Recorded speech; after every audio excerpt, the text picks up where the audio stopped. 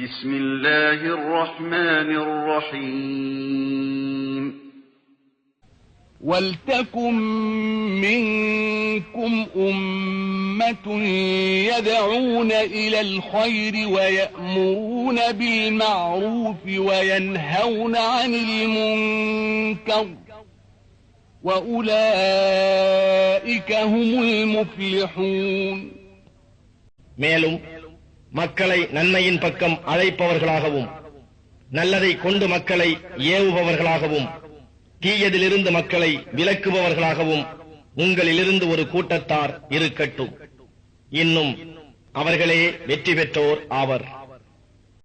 ونستعينه ونستغفره ونؤمن به ونتوكل عليه ونعوذ بالله من شرور أنفسنا ومن سيئات أعمالنا من يهده الله فلا مضل له ومن يضلل فلا هادي له وأشهد أن لا إله إلا الله وأشهد أن محمدا عبده ورسوله أما بعد. அன்பார்ந்த இஸ்லாமிய சகோதர சகோதரிகளே, இறைவனுக்கு மிக பிடித்த இடமாகிய அவனது மாளிகையில் அமர்ந்து அவனை பற்றியும் அவனுடைய மார்க்கத்தை பற்றியும் சில நிமிடங்கள் பேசுவதற்கு வல்ல அல்லாஹ் எமக்கு பாக்கியம் அளித்திருக்கிறான். அல்ஹம்துலில்லாஹ். இந்த வேளையில் நாம் எடுத்திருக்கும் தலைப்பு இஸ்லாத்தில் நூதனம் என்ற தலைப்பு. அரபியில் சொல்வதென்றால் அல் பித்ஆ என்று சொல்வார்கள். இந்த தலைப்பை பொறுத்தமட்டில் எம்மில் சிலர் இப்படியான ஒரு வார்த்தை பிரயோகம் ஒன்றை பாவித்துக் கொண்டு இப்படியான பிரச்சினைகளை அணுகுவது முக்கியம்தானா என்று ஓரம் கட்டுகின்ற நிலையை நாம் பார்க்கலாம். சமூகத்தில் தீர்வு காணுவதற்கு, தீர்த்து வைப்பதற்கு எத்தனையோ பிரச்சினைகள் இருக்கின்றன. இந்த பிரச்சினையை நாம் தூக்கி பிடிக்கலாமா, இது ஒரு சில்லறை பிரச்சினை என்று சொல்கின்ற அதிகமான மக்களை நாம் பார்க்கலாம். இந்த அளவுக்கு கழிப்பதற்கும் இந்த அளவுக்கு சிறிதாக நினைப்பதற்கும் இது ஒன்றும் சில்லறை பிரச்சினை கிடையாது. பித்அத் என்பது, இஸ்லாத்தில் நூதனம் என்பது சில்லறை பிரச்சினை கிடையாது. எந்த அளவுக்கு இதற்கு முக்கியத்துவம் கொடுக்கப்பட வேண்டும் என்றால், இஸ்லாத்தில் நூதனம் என்பது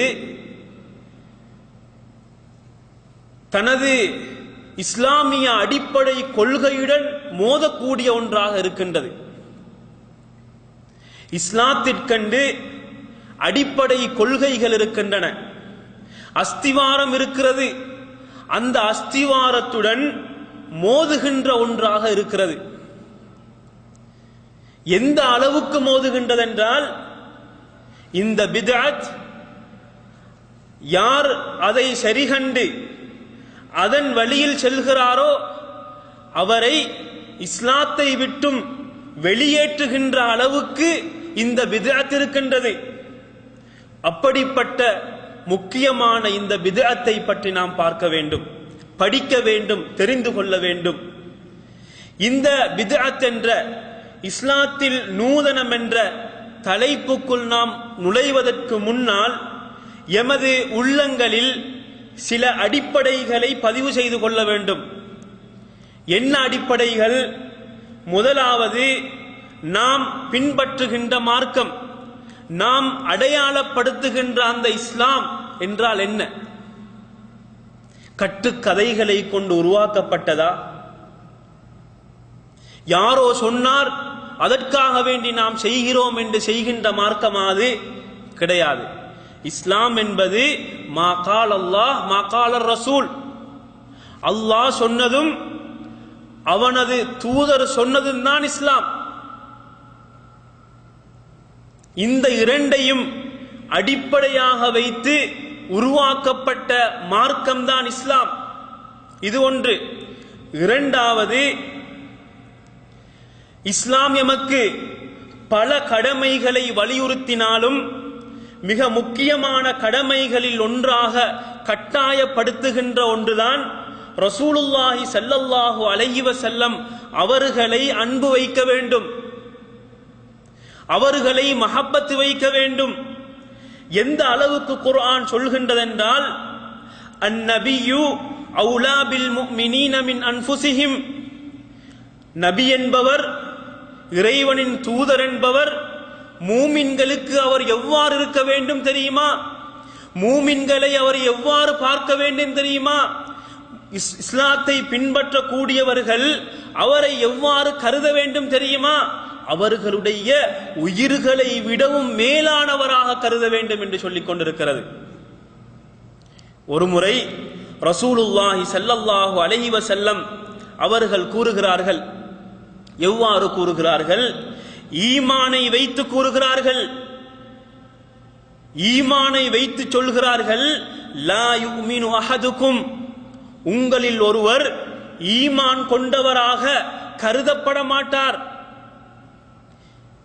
ஈமான் உள்ளவராக கருதப்பட மாட்டார், மூமினாக கருதப்பட மாட்டார். எதுவரைக்கும்? ஹத்தா அகூன அஹப்ப இலைஹி, நான் அவருக்கு மிக உகப்புள்ளவனாக வரும் வரைக்கும், மிக உகப்புள்ளவனாக வரும் வரைக்கும். அன்பு என்பது எனக்கு பின்னாடிதான் யாருக்கு வேண்டும் என்றாலும் அவர் செலுத்த வேண்டும். உதாரணம் சொல்லுகிறார்கள். எவ்வாறு சொல்லுகிறார்கள்? மின் வலதிஹி, தான் பெற்ற பிள்ளை, தனது இரத்தமாக நடமாடிக்கொண்டிருக்கின்ற தனது பிள்ளை, அந்த பிள்ளையை விட இரக்கம் அங்கிருக்க வேண்டும், பாசம் அங்கிருக்க வேண்டும். வவாலிதிஹி, தன்னை ஈண்டெடுத்தவர்கள், பெற்றெடுத்தவர்கள், இவர்களை விடவும் அவர்களை நாம் விரும்ப வேண்டும். வன்னாசி அஜ்மஈன், உலகில் இருக்கின்ற அனைத்து மக்களை விடவும் நாம் அவர்களை விரும்ப வேண்டும். மிக உகப்புக்குரியவராக அவர்கள் மாற வேண்டும். அப்பொழுதுதான் எமது ஈமான் பரிபூர்ணம் அடையும் என்பதை ரசூலுல்லாஹி ஸல்லல்லாஹு அலைஹி வஸல்லம் அவர்கள் கூறி காட்டுகிறார்கள். இஸ்லாத்தில் இருக்கின்ற யாரிடத்தில் கேட்டாலும், யாரை பார்த்தாலும் ரசூலுல்லாஹி ஸல்லல்லாஹு அலைஹி வஸல்லம் அவர்கள் மீது அன்பு இருக்கிறதா என்று கேட்டால் இருக்கிறது என்றுதான் சொல்வார்கள். யாராக இருந்தாலும் சரி. நாம் பல உதாரணங்களை எமது கண்ணுக்கு முன் பார்த்து கொண்டிருக்கிறோம். அதற்கு சாட்சியாக உலகம் இருக்கிறது. உலகத்தில் ஒரு முனையில் ரசூல் ஸல்லல்லாஹு அலைஹி வஸல்லம் அவர்களுடைய பேருக்கு பங்கம் வருகிறது. எங்கேயோ ஒரு முனையில் இருக்கின்ற ஒரு முஸ்லிம், ஒரு கூட்டம் கொதித்தெழுகிறதா இல்லையா? அந்த கூட்டத்தில் தொழாதவன் இருப்பான், குடிகாரன் இருப்பான். ரசூலுல்லாஹி ஸல்லல்லாஹு அலைஹி வஸல்லம் அவர்களுக்கும் இவனுக்கும் பேரை தவிர வேற எந்த சம்பந்தமும் இருக்காது. ஆனால் அவன் முன் வரிசையில் இருந்து கோஷம் எழுப்புவான். ஏன்? இஸ்லாமியனாக இருக்கக்கூடிய அனைவரும் ரசூல் ஸல்லல்லாஹு அலைஹி வஸல்லம் அவர்கள் மீது அன்பு செலுத்துகிறார்கள். இதைத்தான் இறைவன் திருமறையில் கூறுகிறான். எவ்வாறு? நீங்கள் அல்லாஹுவை உகப்பு வைத்தவர்களாக இருந்தால், நீங்கள் அல்லாஹ்வுடைய அன்பு உங்களுக்கு வேண்டும் என்றால், அல்லது நீங்கள் அல்லாஹ் மீது அன்பு செலுத்துபவர்களாக இருந்தால், ஃபத்தபிஊனி, இதுதான் மஹப்பத். ரசூல் ஸல்லல்லாஹு அலைஹி வஸல்லம் அவர்களின் மஹப்பத் எங்கு தங்கியிருக்கிறது? ஃபத்தபிஊனி, என்னை பின்பற்றுங்கள். நீங்கள் அல்லாஹுவை விரும்பினால், நீங்கள் இஸ்லாத்தை விரும்பினால், நீங்கள் ஒரு மூமினாக வாழ வேண்டும் என்றால், நீங்கள் சுவர்க்கம் கிடைக்க வேண்டும் என்றால், மறுமை நாள் உங்களுக்கு ஷார்பாக இருக்க வேண்டும் என்றால், ஃபத்தபிஊனி, என்னை பின்பற்றுங்கள். யார் சொல்கிறார்கள்? ரசூலுல்லாஹி ஸல்லல்லாஹு அலைஹி வஸல்லம் அவர்களை பின்பற்றச் சொல்லி யார் சொல்லுகிறார்? அல்லாஹ் கூறுகிறான். எதை வைக்கிறான் பகரமாக? துஹிப்பூனல்லாஹ, அல்லாஹ்வை நீங்கள் விரும்புகிறீர்கள் என்று சொல்லுகின்றீர்கள் அல்லவா? அது உண்மையாக இருந்தால் எங்கே காட்ட வேண்டும்? ரசூல் ஸல்லல்லாஹு அலைஹி வஸல்லம் அவர்களை பின்பற்றுவதில் காட்ட வேண்டும். இந்த வசன தொடரிலே இறைவன் நபிகளாரை பின்பற்றாது புறக்கணிக்கின்ற அந்த கூட்டத்தை பார்த்து சொல்கிறான், குல் அத்தீஉல்லாஹ வர் ரசூல், நபியே நீங்கள் இவர்களை பார்த்து சொல்லுங்கள், அல்லாஹுவுக்கு கட்டுப்படுங்கள், ரசூலுக்கு கட்டுப்படுங்கள் என்று சொல்லுங்கள். ஃபஇன் தவல்லவ், இவ்வாறு சொல்லப்பட்டும் அவர்கள் புறக்கணித்தால் நபியே நீங்கள் சொல்லுங்கள், ஃபஇன்னல்லாஹ லா யுஹிப்புல் காஃபிரீன், அல்லாஹ் நிராகரிப்பாளர்களை விரும்ப மாட்டான் என்று சொல்லுங்கள். ரசூல் ஸல்லல்லாஹு அலைஹி வஸல்லம் அவர்களை பின்பற்ற மறுக்கிறவர்கள், பின்பற்ற மாட்டோம் என்று சொல்கிறவர்கள் இஸ்லாத்தில் பங்கிருக்கிறதா? கிடையவே கிடையாது. இஸ்லாத்துக்கும் அவர்களுக்கும் பங்கே கிடையாது. அவர்களை இறை நிராகரிப்பாளர்கள் என்று இறைவன் அவர்களை வர்ணிக்கின்றான். ரசூல் ஸல்லல்லாஹு அலைஹி வஸல்லம் அவர்களை பின்பற்ற வேண்டும் என்றால் எவ்வாறு பின்பற்றுவது? எவ்வாறு பின்பற்றுவது என்று பார்த்தால், ரசூலுல்லாஹி ஸல்லல்லாஹு அலைஹி வஸல்லம் அவர்களை எவ்வாறு பின்பற்ற வேண்டும் என்றால், இஸ்லாமிய அடிப்படை கொள்கைகள் இருக்கின்றன. அந்த கொள்கையில் ரசூல் ஸல்லல்லாஹு அலைஹி வஸல்லம் அவர்கள் எவ்வாறு அந்த கொள்கைகளை நம்பினார்களோ அதே போன்று நம்ப வேண்டும். சுவர்க்கம் இருக்குது என்று சொன்னார்கள், சுவர்க்கம் இருக்கிறது. நரகம் இருப்பதாக சொன்னார்கள், நரகம் இருக்கிறது. இறைவனுடைய வர்ணனைகளை சொன்னார்கள், சொன்னவாறு அவ்வாறே நம்ப வேண்டும். விளக்கம் கொடுக்க போகக்கூடாது, கையால் மடியால் போடக்கூடாது. எவ்வாறு அவர்கள் நம்பினார்களோ அதே போன்று நம்ப வேண்டும். அதே போன்றுதான் இதர வணக்க வழிபாடுகள் அனைத்திலும் அவர்களை பின்பற்ற வேண்டும். அவர்கள் எவ்வாறு தொழுது காட்டினார்களோ அதே போன்று தொழுத வேண்டும். எவ்வாறு ஸலவாத்து சொல்லி காட்டினார்களோ அதே போன்று ஸலவாத்து சொல்ல வேண்டும். எவ்வாறு ஹஜ் செய்து காட்டினார்களோ அதே போன்று ஹஜ் செய்து காட்ட வேண்டும். எவ்வாறு நோன்பு பிடித்தார்களோ, நோன்பு பிடித்து காட்டினார்களோ அதே போன்று நோன்பு பிடிக்க வேண்டும். இவ்வாறு அனைத்து வணக்க வழிபாடுகளிலும் அவர்களை பின்பற்ற வேண்டும். இந்த அடிப்படைகளை நாம் எமது உள்ளங்களிலே ஆழ பதிவு செய்து கொள்ள வேண்டும். இப்பொழுது நாங்கள் தலைப்புக்கு செல்லலாம். அதுதான் இஸ்லாத்தில் நூதனம். அரபியிலே என்ன சொல்வார்கள்? அல் பித்ஆ என்று சொல்வார்கள். இந்த பித்அத் என்ற இந்த அரபு சொல்லுக்கு ஆரம்பத்தில் நாம் அர்த்தம் என்ன என்று பார்க்கலாம். அல் பித்ஆ என்று சொல்வது நூதனம், புதிதாக கண்டுபிடித்தல், முன் உதாரணமின்றி ஒன்றை உருவாக்குதல் என்ற அர்த்தங்கள் கொண்ட ஒரு சொல்லாக இருக்கிறது. இந்த அர்த்தத்தில் இறைவன் குர்ஆனிலே இவ்வாறு கூறுகிறான். தன்னை பற்றி ஒரு அறிமுகம் ஒன்று செய்கின்ற நேரத்தில் சூரா அல் பக்ரா 117வது வசனத்திலே இறைவன் சொல்லுகிற நேரத்தில் சொல்கிறான், பதீஉஸ் ஸமாவாதி வல் அர்த், வானங்கள் பூமியை முன் உதாரணமின்றி படைத்தவன் என்று சொல்கிறான். எவ்வாறு சொல்கிறான்? வானங்கள் பூமியை முன் உதாரணமின்றி படைத்தவன். இதற்கு முன்னால் ஒருவர் வானத்தை படைத்திருக்கிறார், பூமியை படைத்திருக்கிறார். அதை பார்த்து இவன் படைத்தவனா? கிடையாது. எந்த முன்னுதாரணமும் இன்றி முதலாக உருவாக்கியவன், படைத்தவன் நான் என்பதாக தன்னை பற்றி அறிமுகப்படுத்திக் கொள்கிறான். அதே போன்று சூரா அல் அஹ்காஃபில் 9வது வசனத்தை பாருங்கள். இறைவன் எவ்வாறு சொல்லுகிறான்? நபியே நீங்கள் சொல்லுங்கள், மா குந்து பித்அம் மினர் ருசுல், அந்த பித்ஆ என்ற சொல்லை பாவித்திருக்கிறான். நபியே நீங்கள் சொல்லுங்கள், நான் நபிமார்களில் புதிதாக வந்தவன் கிடையாது, என்னிலிருந்துதான் நபித்துவம் ஆரம்பமாகின்றது என்பது கிடையாது. நபிமார்கள் ரசூல்மார்கள் எத்தனையோ பேர் வந்திருக்கிறார்கள், அவர்களில் ஒருவர் தான் நான், கடைசியாக வந்தவர் என்று தன்னை பற்றி சொல்லுமாறு இறைவன் அங்கே சொல்லி காட்டுகிறான்.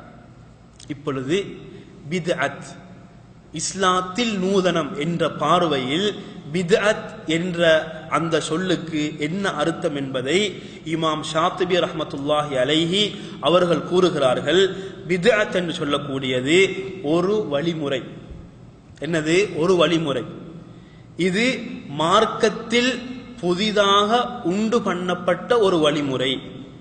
இந்த வழிமுறை மார்க்கத்துக்கு சில விடயங்களிலே ஒப்பாகலாம், மார்க்கத்துக்கு சில விடயங்களில் ஒப்பானதாக இருக்கும். இதை வைத்து இதை உருவாக்கியவர், இதை கண்டுபிடித்தவர் என்ன நோக்கத்திற்காக வேண்டி கண்டுபிடித்திருக்கிறார் என்றால், இறைவனை அதிகமாக வணங்க வேண்டும், அதிகமாக நன்மைகள் செய்ய வேண்டும்.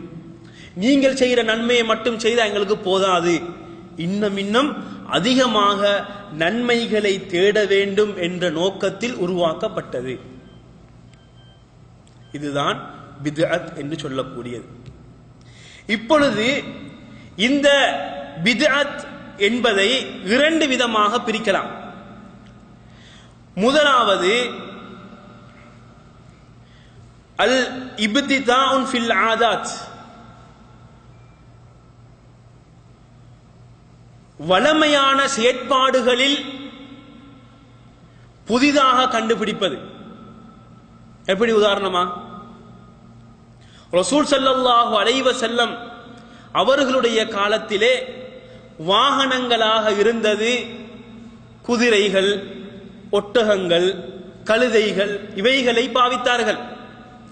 காலப்போக்கில் பைசிக்கிள் என்று வந்தது, மோட்டார் பைசிக்கிள் என்று வந்தது, வாகனங்கள் என்று வந்தன, அதற்கு பின்னால் விமானங்கள் என்று வந்தன. இவ்வாறு மனிதன் தனது அன்றாட வாழ்க்கையில் கண்டுபிடித்துக் கொண்டே போகிறான். போகிறானா இல்லையா? போகிறான். அதே போன்று தொடர்பாடல்கள் என்று பார்த்தால், ஆரம்ப காலத்தில் எவ்வாறு இருந்தது? நீங்கள் ஒரு ஊருக்கு ஒரு செய்தியை அனுப்ப வேண்டும் என்றால் தூதுவர் என்று ஒருவர் இருப்பார், அவரை அனுப்ப வேண்டும். எத்தனையோ நாளைக்கு பின்னால், மாதங்களுக்கு பின்னால் அவருக்கு செய்தி கிடைக்கும். அது வளர்ந்து வளர்ந்து வந்து எவ்வாறு வளர்ந்து வந்தது? தொலைபேசி வரைக்கும் வந்து, கையடக்க தொலைபேசி வரைக்கும் வந்து, இவ்வாறு வளர்ந்து கொண்டே போகின்றது. போகின்றதா இல்லையா? போகின்றது. அதே போன்று வியாபாரங்களை பாருங்கள். ஆரம்ப காலத்து வியாபாரங்கள் பண்டமாற்று வியாபாரம் என்றிருந்தது. அதற்கு பின் மனிதன் என்ன செய்தான்? நாணயம் ஒன்றை கண்டுபிடிக்கிறான். அந்த நாணயத்தை வைத்து பண்டங்களை, பொருட்களை வாங்க ஆரம்பிக்கிறான். இது வளர்ந்து வந்து நான்கு சுவருக்குள் இருந்து வெளி வேலைகள் அனைத்தையும் இன்று முடிக்கிறான். எங்கேயும் போக தேவையில்லை. 4 சுவருக்குள் உட்கார்ந்து கொண்டு அவனுடைய அனைத்து தொழிலையும் பார்த்து முடிக்கிறான். இந்த அளவுக்கு மனிதனுடைய அன்றாட வாழ்க்கைகள் நாளுக்கு நாள் வளர்ந்து கொண்டே இருக்கின்றன. இவைகளுக்கும் நாம் என்ன சொல்வோம்? பித்அத் என்று தான் சொல்வோம். இவைகளுக்கும் என்ன சொல்வோம்? பித்அத். புதிதாக புதிதாக வரக்கூடியது பித்அத் என்று சொல்வோம். ஆனால் இந்த மனிதனுடைய அன்றாட வாழ்க்கையில் வருகின்ற இந்த பித்அத், புதிய கண்டுபிடிப்புகளை இஸ்லாம் தடுக்கிறதா என்று கேட்டால் இல்லை, அதை தடுக்கவில்லை. ஒருவர் என்ன செய்கிறார்? ஒரு புதிய வியாபாரம் ஒன்றை செய்கிறார் என்று வைத்துக் கொள்ளுங்கள். அல்லது ஒரு புதிய ஒரு கண்டுபிடிப்பை கண்டுபிடிக்கிறார்.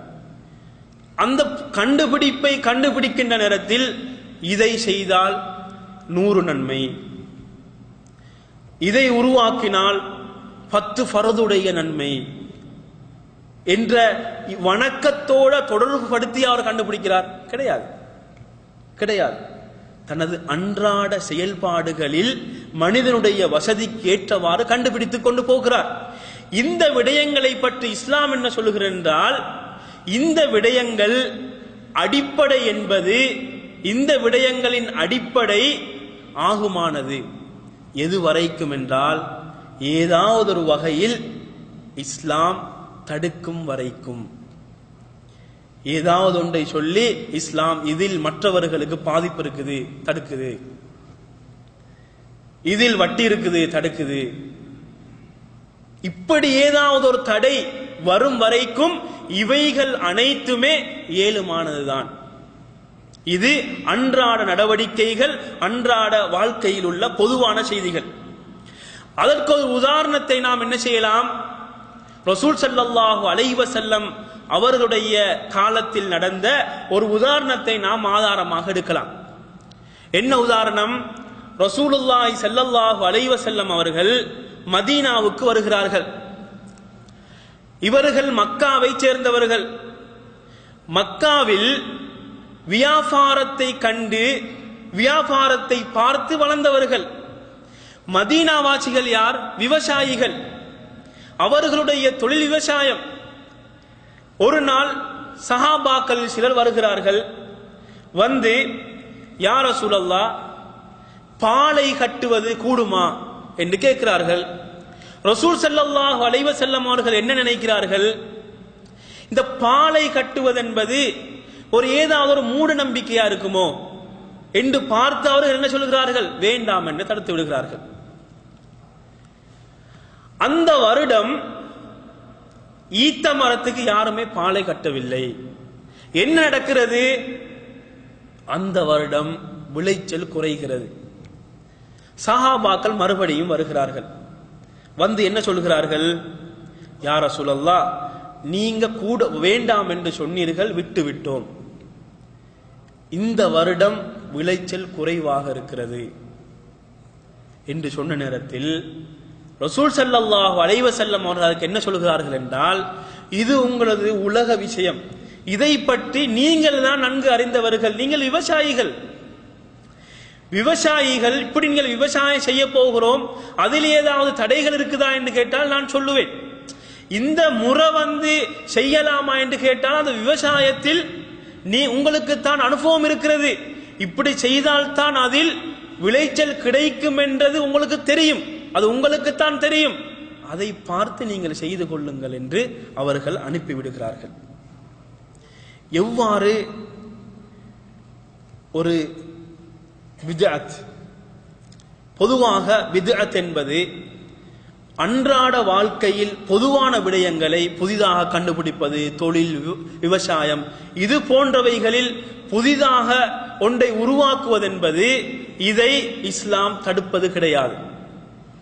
இரண்டாவதுதான் மார்க்கத்தில் புதிதாக உண்டாக்குவது. மார்க்கத்தில் ஒன்றை இது மார்க்கம் என்று அறிமுகப்படுத்துவது, மார்க்கத்தில் இல்லாத ஒன்றை சொல்லி இது மார்க்கம், இதை செய்தாலும் நன்மை இருக்கிறது என்பதாக அறிமுகப்படுத்துவது, இதை இஸ்லாம் தடுக்கிறது. எவ்வாறு தடுக்கிறது என்றால், ரசூலுல்லாஹி ஸல்லல்லாஹு அலைஹி வஸல்லம் அவர்கள் தெளிவாக சொல்கிறார்கள், மன் அஹ்தஸ ஃபீ அம்ரினா ஹாதா மா லைஸ மின்ஹு ஃபஹுவ ரத். என்ன சொல்கிறார்கள்? இந்த மார்க்கத்தில் இல்லாத ஒன்றை யாரொருவர் உருவாக்குகிறாரோ, புதிதாக கொண்டு வந்து சேர்க்கிறாரோ, அது ஃபஹுவ ரத், அது அப்பாறை சுருட்டி அவருடைய முகத்துக்கு வீசப்படும், திருப்பி அனுப்பப்பட்டுவிடும், அதற்கு எந்த நன்மையும் இருக்காது என்பதாக ரசூல் ஸல்லல்லாஹு அலைஹி வஸல்லம் அவர்கள் கூறி காட்டுகிறார்கள். அதே போன்று மன் அமில அமலன் லைஸ அலைஹி அம்ருனா ஃபஹுவ ரத். என்ன சொல்கிறார்கள்? நாம் சொல்லாத ஒரு விடயத்தை யார் செய்கிறாரோ அவ்வாறு செய்தால் அது கூட அதை அவ்வாறே இறைவன் சுருட்டி அவருடைய முகத்தில் எரிந்து விடுவான், எந்த நன்மையும் கிடைக்காது என்பதாக சொல்கிறார்கள். இது மார்க்கத்தில், மார்க்க ரீதியாக இஸ்லாம் சொல்லாத, குர்ஆன் சொல்லாத ஹதீஸில் இல்லாத விடயங்களை உருவாக்குவதென்பது பித்அத்தாக இருக்கிறது, இஸ்லாத்தில் நூதனமாக இருக்கிறது. இவ்வாறு ஒருவர் உருவாக்கி அதை செய்வார் என்றிருந்தால் அவருக்கு எந்தவித நன்மையும் கிடைக்காது என்பதை குர்ஆன் ஹதீஸ் எமக்கு வலியுறுத்தி கொண்டிருக்கிறது. அதே போன்று பித்அத் ஒன்றை செய்வது எவ்வாறு கூடாதோ, இறைவன் ஆகுமாக்கிய ஒன்றை விடுவதும், ஏதாவது ஒரு காரணத்தை சொல்லி இறைவன் ஹலாலாக்கிய ஒன்றை அவருக்கு ஹராமாக்குவதும் பித்அத்தாகத்தான் இருக்கிறது. எவ்வாறு இறைவன் குர்ஆனிலே சொல்கிறான், யா அய்யுஹல்லதீன ஆமனு லா துஹர்ரிமு தையிபாத்தி மா அஹல்லல்லாஹு லக்கும் வலா தஅதது. இறைவன் என்ன சொல்கிறான்? ஈமான் கொண்டவர்களே, நீங்கள் இறைவன் ஹலாலாக்கியவைகளை நீங்கள் ஹராமாக்கி கொள்ள வேண்டாம். தடுக்கிறானா இல்லையா? தடுக்கிறான். ரசூல் ஸல்லல்லாஹு அலைஹி வஸல்லம் அவர்களுடைய காலத்தில் ஒரு சம்பவம் நடக்கிறது. சில வாலிபர்கள் வருகிறார்கள். ரசூல் ஸல்லல்லாஹு அலைஹி வஸல்லம் அவர்களை பற்றி அவர்கள் பேசுகிறார்கள். எவ்வாறு பேசுகிறார்கள்? ரசூல் ஸல்லல்லாஹு அலைஹி வஸல்லம் அவர்கள் முன்பின் பாவம் மன்னிக்கப்பட்டவர்கள், மரணித்தால் அவர்கள் செல்வது சுவர்க்கம்தான் என்றெல்லாம் பேசிக்கொள்கிறார்கள். பேசிக்கொண்டதற்கு பின் அப்படிப்பட்ட ரசூல் ஸல்லல்லாஹு அலைஹி வஸல்லம் அவர்களே இவ்வாறு அமல்கள் செய்கிறார்கள், நாம் செய்கின்ற வணக்க வழிபாடுகள் போதாது, நாம் இன்னும் ஏதாவது செய்ய வேண்டும் என்று நினைத்து கொண்டு அவர்கள் என்ன செய்கிறார்கள் என்றால், ஒருவர் சொல்கிறார், நான் இறைச்சி சாப்பிட மாட்டேன், மாமிசம் சாப்பிட மாட்டேன் என்று ஒருவர் சொல்கிறார். இன்னொருவர் என்ன சொல்கிறார்? நான் பெண்களை மணந்து கொள்ளவே மாட்டேன் என்று சொல்கிறார். மூணாவது மனிதர் என்ன சொல்கிறார்? நான் இரவு முழுக்க நின்று வணங்குவேன், நான் உறங்கவே மாட்டேன் என்று சொல்கிறார். இவர்கள் சொல்கின்ற இந்த விடயங்கள் எல்லாம் இஸ்லாம் அனுமதித்தது, இஸ்லாம் எமக்கு அனுமதித்த விடயம். இவைகளை இவர்கள் ஹராமாக்கி கொள்கிறார்கள். இந்த செய்தியை சொல்வதற்கு ரசூல் ஸல்லல்லாஹு அலைஹி வஸல்லம் அவர்களை தேடி வருகிறார்கள். ரசூல் ஸல்லல்லாஹு அலைஹி வஸல்லம் அவர்கள் அங்கு இருக்கவில்லை. ஆயிஷா ரலியல்லாஹு அன்ஹா அவரிடத்தில் சொல்லிவிட்டு செல்கிறார்கள். ரசூல் ஸல்லல்லாஹு அலைஹி வஸல்லம் அவர்கள் வருகிறார்கள். வந்தவுடன் இந்த சம்பவத்தை எடுத்து வைக்க அந்த மனிதர்களை அழைத்து அவர்கள் கண்டிக்கிறார்கள். எவ்வாறு கண்டிக்கிறார்கள்? இவ்வாறெல்லாம் செய்யக்கூடாது. நான் உறங்குகிறேன், இரவில் நின்றும் வணங்குகிறேன், நான் மணந்துவிருக்கிறேன், அதே போன்று நான் அனைத்து இறைவனால் ஹலாலாக்கப்பட்ட அனைத்து உணவுகளையும் நான் சாப்பிடுகிறேன். இது மார்க்கத்தில் இல்லாதது என்று அவர்களை கண்டித்து அனுப்பிவிடுகிறார்கள்.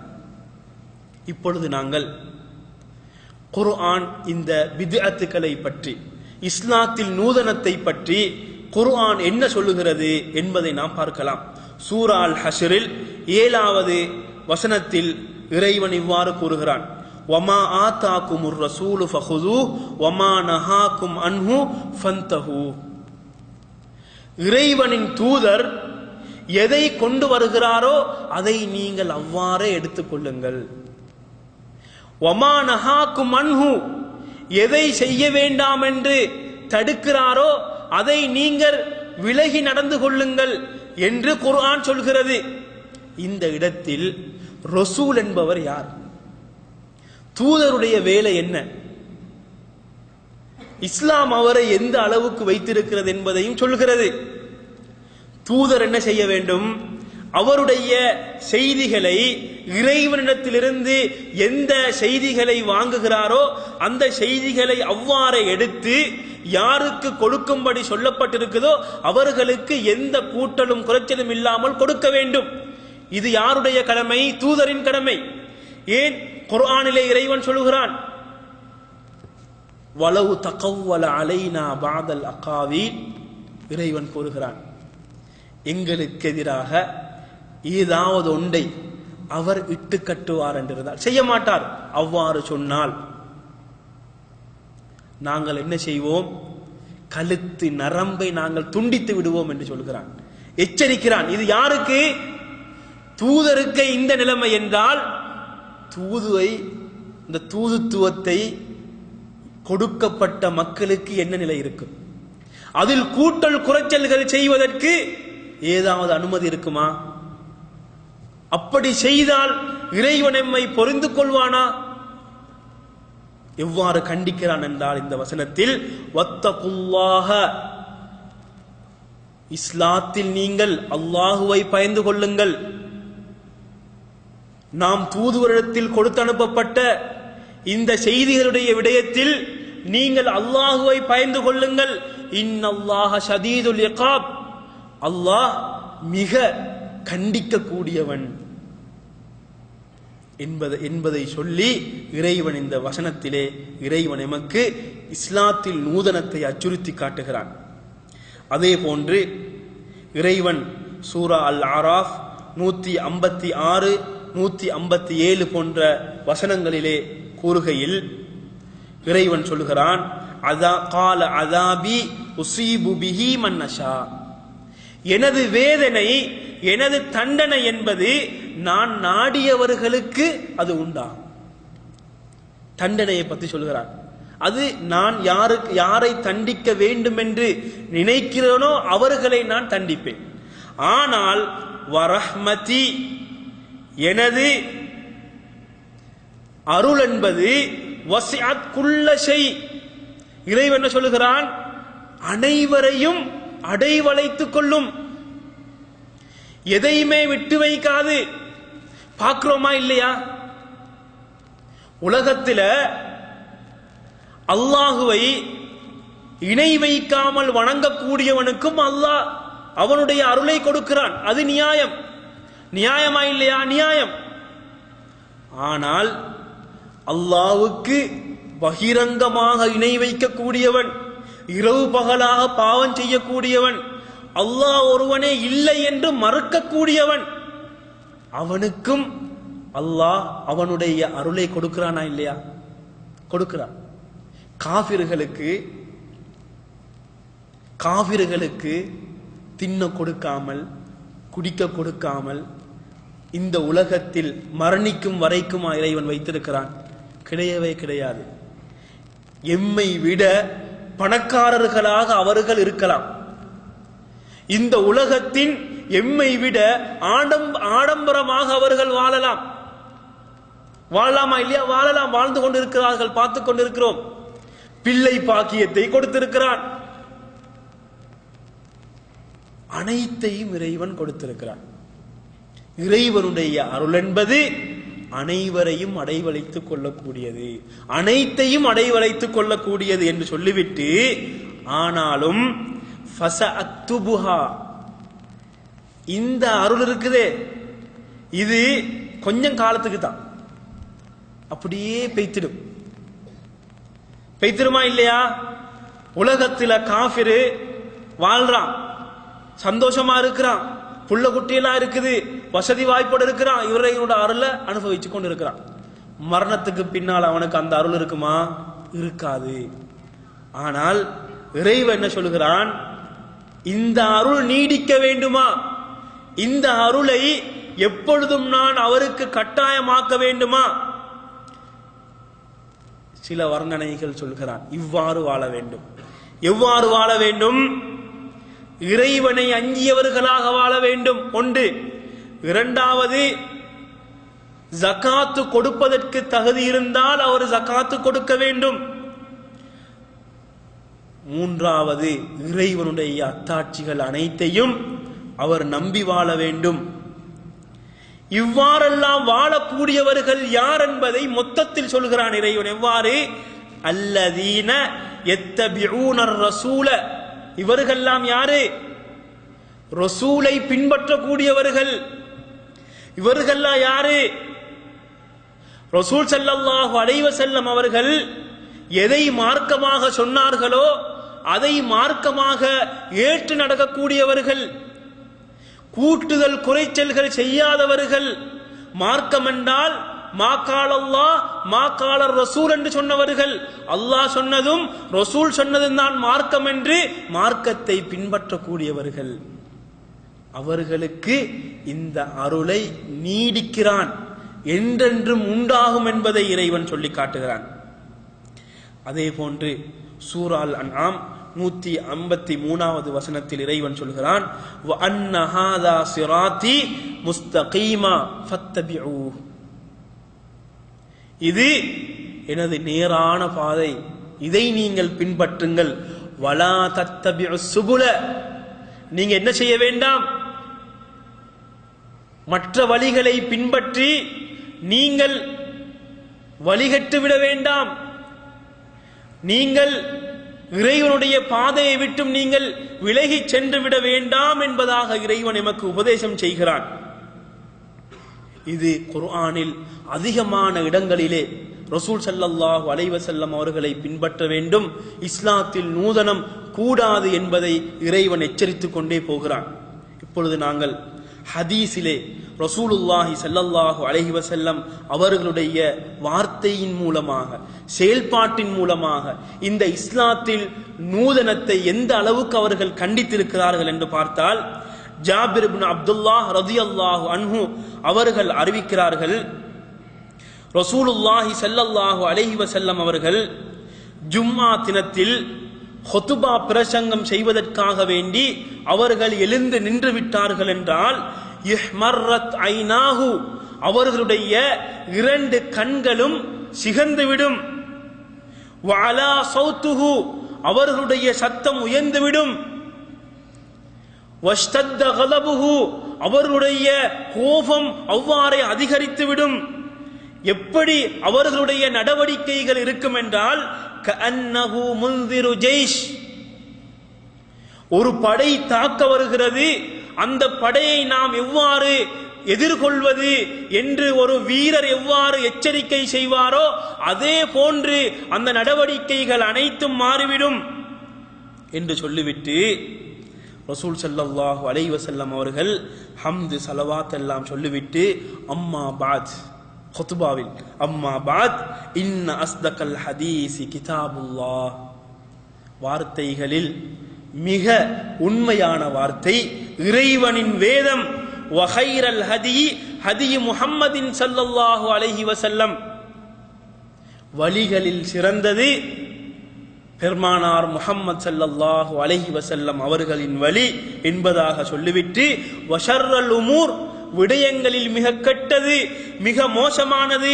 முஹ்தஸாத்துஹா, மார்க்கத்தில் புதிதாக உருவாக்கப்பட்டது, மார்க்கத்தில் நூதனங்கள் என்று சொல்லிவிட்டு, வகுல்ல முஹ்தஸத்தின் பித்ஆ, எவையெல்லாம் மார்க்கத்தின் பெயரில் புதிதாக உருவாக்கப்படுகிறதோ அவைகள் அனைத்துமே பித்அத்துகள், நூதனங்கள், அனைத்து நூதனங்களும் வழிகேடு என்பதாக அவருடைய ஹுதுபா பிரசங்கம் இருக்கும் என்பதாக ஜாபிர் இப்னு அப்துல்லாஹ் ரலியல்லாஹு அன்ஹு அவர்கள் அறிவிக்கிறார்கள். அதே போன்று ஆயிஷா ரலியல்லாஹு அன்ஹா அவர்கள் கூறுகிறார்கள், ரசூலுல்லாஹி ஸல்லல்லாஹு அலைஹி வஸல்லம் அவர் கூறிய இந்த செய்தி புகாரி, முஸ்லிம் போன்ற கிரந்தங்களிலே வருகிறது. மன் அஹ்தஸ ஃபீ அம்ரினா ஹாதா மா லைஸ மின்ஹு ஃபஹுவ ரத், யாரொருவர் இந்த மார்க்கத்தில் இல்லாத ஒரு விடயத்தை புதிதாக உருவாக்கி இது மார்க்கம் என்று மக்களுக்கு மத்தியிலே கொடுப்பாரோ அவர் இரவு பகலாக அந்த புதிதாக உருவாக்கப்பட்டதை செய்தாலும் கூட அது நிராகரிக்கப்பட்டுவிடும், அதற்கு எந்த நன்மையும் இருக்காது என்பதாக ரசூலுல்லாஹி ஸல்லல்லாஹு அலைஹி வஸல்லம் அவர்கள் கூறி காட்டுகிறார்கள். அதே போன்று அல் இர்பாத் இப்னு சாரியா ரலியல்லாஹு அன்ஹு அவர்கள் கூறுகிறார்கள், ஒரு முறை ரசூலுல்லாஹி ஸல்லல்லாஹு அலைஹி வஸல்லம் அவர்கள் எங்களுக்கு ஒரு உருக்கமான உபதேசம் செய்கிறார்கள்.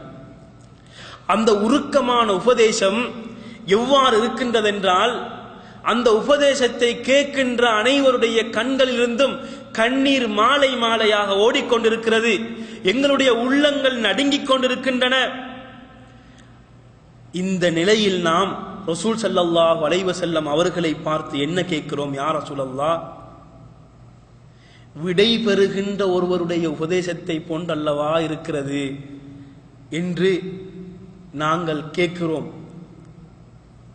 கேட்டுவிட்டு சொல்கிறோம், யா ரசூலல்லாஹ், எங்களுக்கு நீங்கள் உபதேசம் செய்யுங்கள், எங்களுக்கு நீங்கள் உபதேசம் செய்யுங்கள் என்று நாங்கள் கேட்கிறோம். சஹாபாக்கள் ரசூல் ஸல்லல்லாஹு அலைஹி வஸல்லம் அவர்களுடைய மரணம் நெருங்கிவிட்டது என்பதை அறிந்து கொள்கிறார்கள். இஸ்லாத்தை தான் கொடுத்துவிட்டு போகிறேன் என்பதை அவர்கள் விளங்கிக் கொள்கிறார்கள். இப்பொழுது ரசூல் ஸல்லல்லாஹு அலைஹி வஸல்லம் அவர்கள் என்ன சொல்லுகிறார்கள்? ஊஸீக்கும் பித்தக்வல்லாஹ். இதுதான் முக்கியமான பகுதி. இறையச்சத்தை கொண்டு உங்களுக்கு நான் உபதேசம் செய்கிறேன். இறையச்சம் மாத்திரம் இருந்தால் ஒன்றுமே வராது. அல்லாஹுவை பயந்தவன் யாராக இருப்பான்? ரசூல் ஸல்லல்லாஹு அலைஹி வஸல்லம் அவர்களை பின்பற்றக்கூடியவனாகத்தான் இருப்பான். நூதனத்தை உருவாக்காதவனாகத்தான் இருப்பான். நூதனத்தை அவன் செய்யாதவனாகத்தான் இருப்பான். அதே போன்று வஸ்ஸம்இ வத்தா, நான் சொன்னவைகளை கேட்டு எனக்கு வழிபட்டு நடக்க வேண்டும் என்று சொல்லிவிட்டு சொல்லுகிறார்கள், நீங்கள் பிற்காலத்திலே நீங்கள் பல பிரச்சினைகள், கருத்து மோதல்களை நீங்கள் சந்திப்பீர்கள். உங்களுக்கு அமீராக வரக்கூடியவர், தலைவராக வரக்கூடியவர் அப்துல் ஹபஷி. யாரு? நீக்ரோ அடிமை. ஒரு நீக்ரோ அடிமைதான் உங்களுக்கு தலைவராக வந்தாலும் நீங்கள் அவர் சொல்வதை கேட்டு நடந்து கொள்ளுங்கள். இது எந்த விதத்தில் சொல்கிறார்கள்? ஆட்சியில் இவர்கள் பேசுகிறார்கள். சொல்லிவிட்டு ஃபஅலைக்கும், எமது விடயத்துக்கு வருவோம். ஃபஅலைக்கும் பி சுன்னதி, நீங்கள் எனது சுன்னத்தை நீங்கள் பற்றி பிடித்துக் கொள்ளுங்கள். எதற்கு பின்னால் சொல்கிறார்கள்? நீங்கள் வாழ்வீர்கள், அந்த காலத்திலே இவ்வாறு பிரச்சனைகள்லாம் வரும். நாங்க பார்த்து கொண்டிருக்கிறோமா இல்லையா? இப்படியான அரசாங்கத்துக்கிடையில் பிரச்சனைகள் வரும். இவ்வாறு பிரச்சனைகள், குழப்பங்கள் வரும். பல கருத்து வேறுபாடுகள் வரும். வந்தாலும் அவர்களுக்கு கட்டுப்படுங்கள். இரண்டாவது என்ன சொல்கிறார்கள்? அலைக்கும் பி சுன்னதி, எனது வழியை நீங்கள் பற்றி பிடித்துக் கொள்ளுங்கள். வசுன்னத்தில் ஹுலஃபாயிர் ராஷிதீன் அல் மஹ்தியீன், அந்த 4 கலீஃபாக்களின் வழி, அதை நீங்கள் பற்றி பிடித்துக் கொள்ளுங்கள். நீங்கள் அவைகளை கடவாய் பற்களால் நீங்கள் கவ்வி பிடித்துக் கொள்ளுங்கள். முன் பல்லால் பற்றி பிடித்துக் கொண்டிருந்தால் தப்பி சென்றுவிடும், பலமாக பிடிக்க முடியாது. என்ன சொல்கிறார்கள்? கடைவாய் பற்களால் நீங்கள் பிடித்துக் கொள்ளுங்கள், விட்டுவிடாதீர்கள். இவ்வளவு உருக்கமா சொல்கிறார்கள் என்றால், பிற்காலத்தில் ரசூல் ஸல்லல்லாஹு அலைஹி வஸல்லம் அவர்களுடைய சுன்னாவை நிலைநாட்ட முடியாத ஒரு நாள் வரும், காலம் வரும். ஃபித்னாக்கள் நிறைந்த, பிரச்சனைகள் நிறைந்த ஒரு காலம் வரும். ஆனால் நீங்கள் எனது வழியை பற்றி பிடித்துக் கொள்ளுங்கள், எனது சுன்னாவை நீங்கள் பற்றி பிடித்துக் கொள்ளுங்கள் என்று சொல்லிவிட்டு, மார்க்கத்தில் புதிதாக உருவாக்குவதை நான் உங்களுக்கு எச்சரிக்கை செய்கிறேன். ஃபஇன்ன குல்ல முஹ்தஸத்தின் பித்ஆ, அனைத்து புதிதாக உருவாக்கப்பட்டவைகளும் பித்அத்தாக இருக்கிறது. வகுல்ல பித்அத்தின் தலாலா, அனைத்து நூதனங்களும் வழிகேடாக இருப்பதாக ரசூல் ஸல்லல்லாஹு அலைஹி வஸல்லம் அவர்களுடைய இந்த உபதேசத்திலே நாம் பார்க்கலாம். இது அஹ்மத், நசாயி, தாரமி போன்ற செய்திகளிலே, ஹதீஸ் கிரந்தங்களிலே நாம் பார்க்கலாம். அதே போன்று ரசூலுல்லாஹி ஸல்லல்லாஹு அலைஹி வஸல்லம் அவர்கள் ஒரு முறை சஹாபாக்களுக்கு இந்த இஸ்லாத்தை பற்றி ஒரு விதத்தில் விளங்கப்படுத்துகிறார்கள். இதை அப்துல்லாஹ் இப்னு மஸ்ஊத் ரலியல்லாஹு அன்ஹு அவர்கள் அறிவிக்கிறார்கள். ஒரு நேரான ஒரு கோடை கீறுகிறார்கள். சஹாபாக்களுக்கு பல கோணங்களில் விளங்கப்படுத்துகிறார்கள். அப்ப நேராக ஒரு கோடை போட்டுவிட்டு அந்த நேரான கோட்டிலிருந்து இடதுக்கும் வலதுக்கும் பல கோடுகளை இடுகிறார்கள்.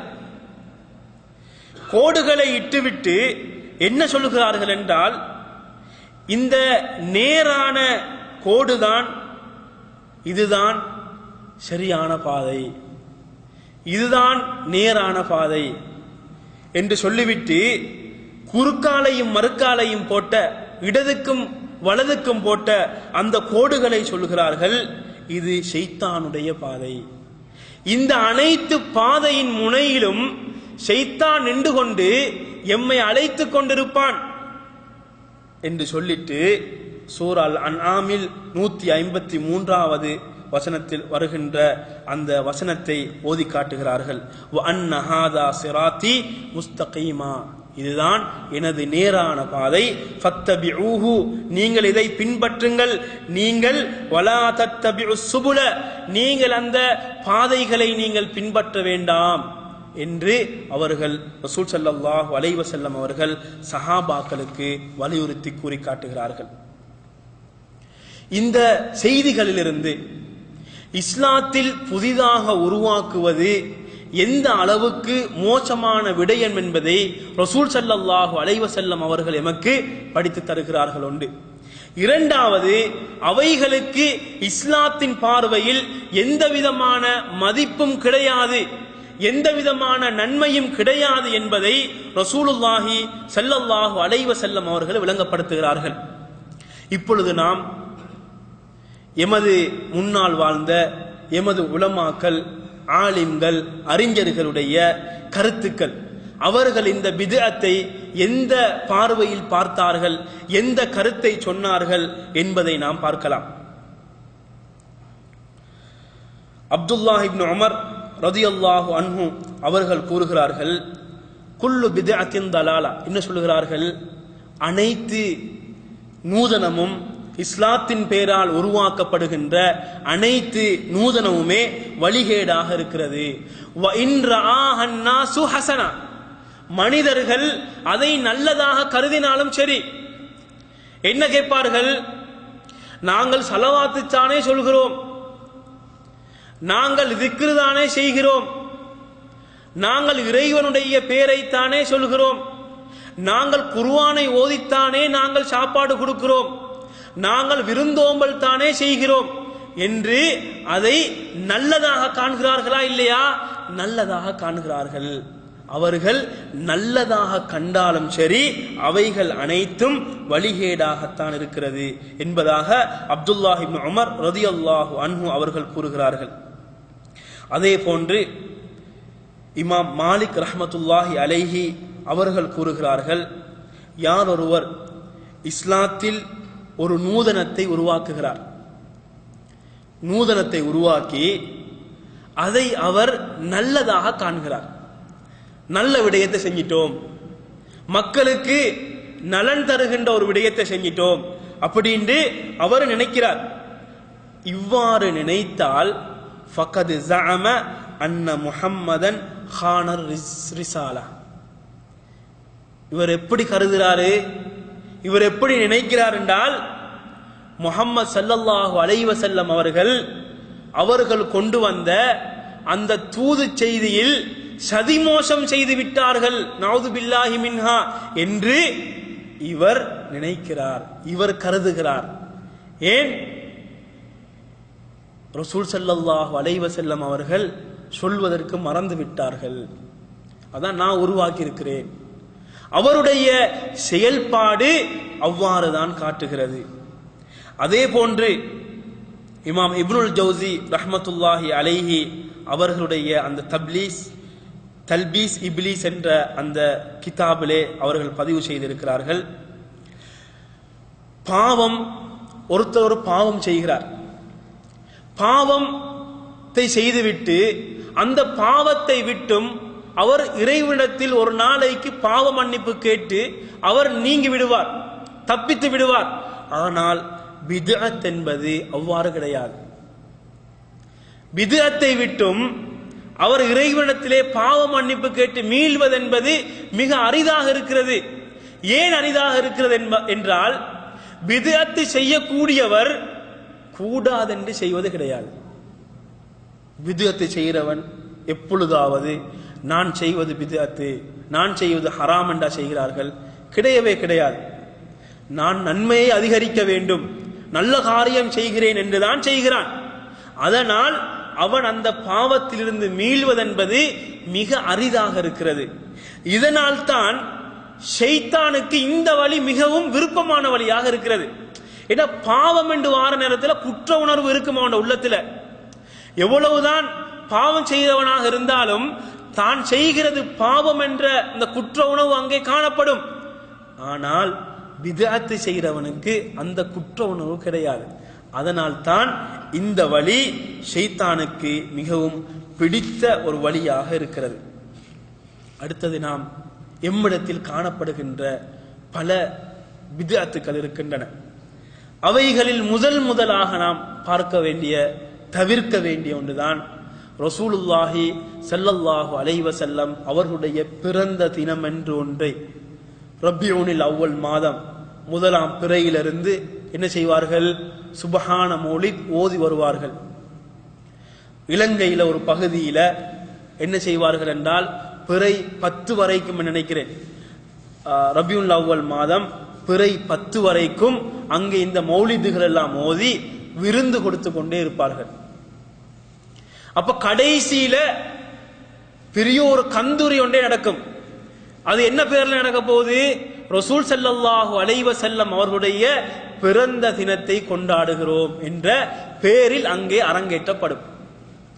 ஆனால் இது உண்மையிலேயே ஒரு நன்மை தரக்கூடிய ஒன்றாக இருந்தால் எம்மை விட யார் முந்திருப்பார்கள்?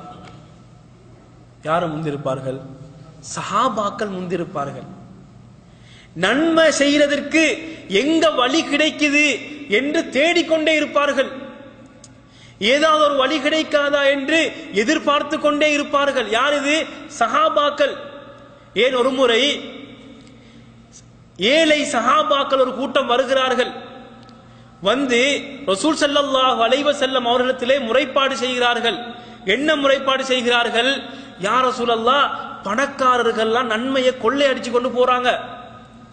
எங்களை போல தொழுறாங்க, எங்களை போல திக்ரு செய்யறாங்க, எல்லாம் செய்யறாங்க.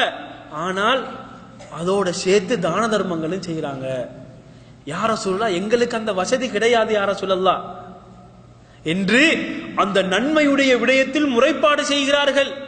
அப்படிப்பட்ட சஹாபாக்கள் இப்படிப்பட்ட ஒரு நன்மையான காரியம் என்று ஒன்று இருந்தால் எம்மை விட அவர்கள் முந்திருப்பார்கள். இரண்டாவது பாத்தீங்கன்னா, தர்காக்களில் ஜியாரம் என்று சொல்வார்கள், தர்கா என்று சொல்வார்கள். இவைகளில் கந்தூரி வைபவம், அவர்களின் பெயரில் மௌலூதுகளை உருவாக்கி ஓதி அதை ஒரு விழாவாக கொண்டாடுகின்ற வைபவம். இந்த வைபவம் பித்அத் ஒரு பகுதி. இரண்டாவது பகுதி, இதை நீங்க நன்றாக உற்று நோக்கினால் இந்த விடயத்தை அரங்கேற்றக்கூடியவர்கள், இந்த விடயத்தை நம்பியிருக்கக்கூடியவர்களை இஸ்லாத்தை விட்டும் வெளியேற்றக்கூடிய பல விடயங்கள் அங்கே நடக்கின்றன. அவர்களுக்காக வேண்டி அறுத்து பலியிடுகிறார்கள். அங்கே வருகிறவர்கள் அவர்களிடத்திலே பிரார்த்திக்கிறார்கள். இந்த வணக்க வழிபாடுகளில் சிலது அவர்களுக்காக நிறைவேற்றப்படுகிறது. இப்ப பித்அத் என்பது ஒரு இலேசான தலைப்பா? இந்த அளவுக்கு நாம் கவனிக்கப்பட வேண்டிய ஒரு தலைப்பாக இருக்கிறது. அதே போன்று பாத்தீங்கன்னா, மரணித்தவர்களுக்கு குர்ஆன் ஓதுறது, இது நம்ம இடத்துல காணப்படுகின்ற பித்அத்துகள். அப்ப இது எந்த அளவுக்கு இது இப்ப வளர்ந்து வருகிறது என்றா, பித்அத்திலையும் வளர்ச்சி இருக்குது. எந்த அளவுக்கு வளர்ந்து வருகிறது பாத்தீங்கன்னா, ஒரு காலத்துல என்ன செய்வாங்க, அப்படியே ஒரு மௌலவிமார் ஒரு செட் ஒன்று போய் இருந்து என்ன செய்வாங்க, அல்லது மதரசாவில் ஓதிக்கொண்டிருக்கக்கூடிய பிள்ளைகள் எல்லாம் கூட்டிக் கொண்டு போய் அப்படியே 30 ஜுஸையும் தமாமாக்குவாங்க. அது ஒரு காலம் இருந்துச்சு. இன்றைக்கு அப்படி கிடையாது. அதெல்லாம் அரிது, கொஞ்சம் இருக்குது, ஆனா குறைவு. இன்றைக்கு எப்படின்னா, அவரை அடக்கிட்டு வந்த உடனே வீட்டுல இருக்கிறவர் அந்த மௌலவிட்ட கேட்பாரு, மௌலவி உங்கள்ட்ட ஓதுன குருவான் இருக்குதா அப்படின்னு கேட்பாரு. அதனால ஓதுன குருவான் ஒரு 5 குருவான் தாங்களே, என்னது 5 குருவான் தாங்களேன்னுவாரு. அப்ப இவர் என்ன செய்வார், பக்கத்துல இருக்க, அப்ப நீங்க ஓதுன குருவான் தான், உங்கள்ட்ட இருக்குதா 2 தாங்க, உங்கள்ட்ட 1 இருக்குது அதையும் தாங்க, அப்ப எனக்கிட்ட ஒரு எத்தனை இருக்குது, அப்ப 2 இருக்குது, அப்ப எல்லாம் சேர்த்து 5 இருக்குது. இந்த முறை இருக்குது. இது என்ன இபாதத்து, என்ன வணக்கம் இது? அதென்ன ஓதி சேமிச்சு வைக்கிறது? பித்அத் இப்படித்தான் இருக்கு. ஏன்னா அதுக்கு ஒரு வழிமுறையே இல்ல, அது மார்க்கம் இல்ல. மார்க்கமாக இருந்தால் தான் என்னது, அதற்கு ஒரு விதி ஒன்று இருக்கும், வழிமுறை ஒன்று இருக்கும். இது மார்க்கம் கிடையாது. அதே போல பாத்தீங்கன்னா மரணிச்சவங்கள்ட்ட வீட்டுல 40 இந்தியாவில் இருக்குதுன்னு தெரியாது, 40, 60, 100 அப்படின்னு ஒரு கணக்கு வச்சு கொள்வாங்க.